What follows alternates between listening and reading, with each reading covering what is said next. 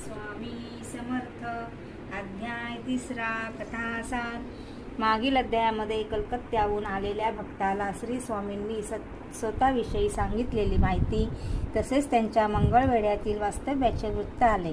आता ह्या अध्यायामध्ये श्री स्वामींच्या अक्कलकोट गमनाविषयीचा वृत्तांत दिलेला आहे. मंगळवेढ्यातून पंढरपूर, बेगलपूर, मोहोळ मार्गे श्री स्वामी सोलापुरात दाखल झाले. तिथे भक्त चिंतोपंत टोळ यांच्या समवेत श्री स्वामी अक्कलकोट येथे जाण्यास निघाले. मात्र काही कामानिमित्त टोळ यांना अर्ध्या वाटेत माघारी परतावे लागल्यामुळे श्री स्वामी एकटेच अक्कलकोटच्या दिशेने रवाना झाले. अक्कलकोट येथे येताक्षणी त्यांनी सर्वप्रथम एका थट्टेखोर अंबिदाला चमत्कार दाखविला आणि पुढे चोळप्पा यांच्याकडे आपला मुक्काम ठेवला.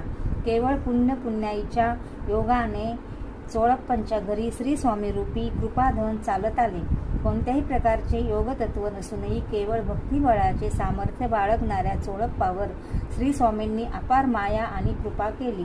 त्यांच्या घरात वास्तव्य करणाऱ्या श्री स्वामींची कीर्ती जेव्हा अक्कलकोटच्या राजसाहेबांच्या कानी पोचली तेव्हा त्यांचे दर्शन कसे घडेल या उत्सुकतेमध्ये ते असताना श्री स्वामी राजवाड्यात अवर्तीन झाले.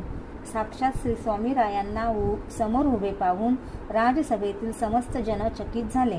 राजेसाहेब सिंहासनावरून खाली उतरले आणि धावत जाऊन श्री स्वामी चरणांना मिठी घातले.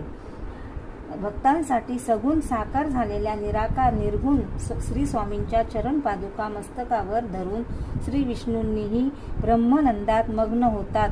तिथे राजांचे कौतुक ते काय. श्री अध्याय 3 समाप्ती. श्री स्वामी समर्थ.